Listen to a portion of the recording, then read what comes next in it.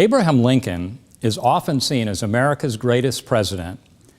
Lincoln steered the ship of state through one of its greatest challenges, the secession of the South and its concomitant Civil War. In so doing, he helped bring American slavery to an end and bring the nation together. Furthermore, Lincoln died a martyr's death, giving his life for the cause he personified. On the other hand, his detractors suggest that Lincoln caused the war by staking out an extreme anti-slavery position in the 1860 election. Indeed, Lincoln's election precipitated the South's secession. Detractors also point out that since over 500,000 soldiers died in the Civil War, a more moderate anti-slavery agenda might have been prudent. Then, too, Lincoln took bold steps that enhanced government power, especially the executive branch's power.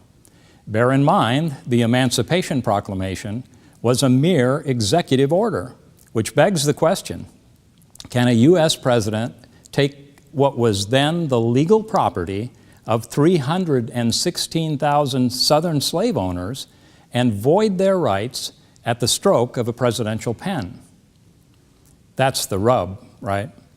Slavery is an evil, and like Lincoln knew, evil cannot exist harmoniously with good.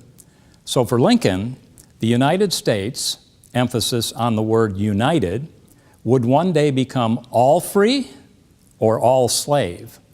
Lincoln deserves credit for marshaling the voters in 1860 behind his call for freedom. After over 8 American decades had passed, the founders hoped that African slavery would die out on its own was seen as wishful thinking. No, evil would not conveniently die off and disappear. Evil would need to be vanquished.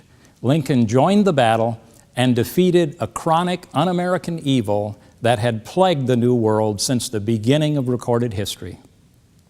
Was Lincoln too precipitous or extreme in his anti-slavery designs? Could a more measured and conciliatory posture have prevented secession? Monday morning quarterbacks have advantages real life never offers. Virtual reality should not be confused with actual reality. So, even if I concede that Lincoln himself might have changed a few decisions if he could perfectly see into the future altered by those decisions, this is not how life works. How could Lincoln have known that the war would last 4 years and take hundreds of thousands of lives? Similarly, how could Lincoln know that John Wilkes Booth would assassinate him on April 14, 1865? Sure, knowing what Lincoln knew when the gun went off behind him, he might have made alternate plans or just stayed home on that foggy, misty night. Was it wrong of Lincoln to attend that play at Ford's Theater? Hardly. Likewise, it was not possible for Lincoln to know how his pro-slavery enemies would respond or to what lengths they would go. No, Lincoln was not alone in deciding the events of his time. We should consider the fact that the Confederacy fired the first shot in the Civil War at Fort Sumter. That was not Lincoln's decision. Indeed, everything that happens has millions of antecedent causes. A president has far less power to change the world than the world has to change the president. In this light, it was a miracle that Lincoln accomplished so much in that one 4-year term. Abraham Lincoln was a great man and a great president. This is clear. Read Lincoln's A House Divided speech. Here you can see how the fear that slavery was spreading and growing troubled Lincoln. Carefully read the Gettysburg Address. President Lincoln was advocating for staying the course, carrying on the war, even though the death toll was staggering. Lincoln claims that some causes are holy, and the ground at Gettysburg had been hallowed by the dead who had given their lives there. Cynics might claim that war deaths are senseless, but Lincoln knew better. The dead who die in a good cause are offering a sacrifice to their fellow soldiers, their families, their loved ones, their nation, and their ideals. Also read Lincoln's second inaugural address. In it, he lays the ground for Southern Reconstruction. Of course, Lincoln would never be able to see those plans through. That fateful visit to Ford's Theater would rob him of that opportunity.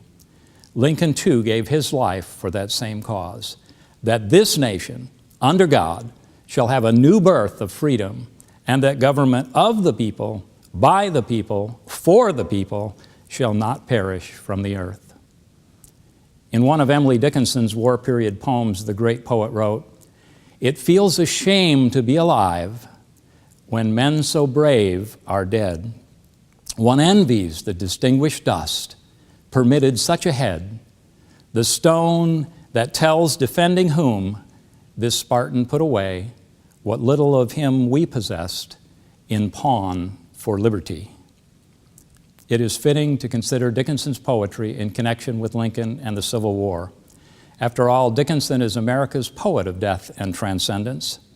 Like Lincoln, she too believed in transcendent values, values greater than the people who espouse them. Her poem speakers face death with a serene faith that something lies beyond.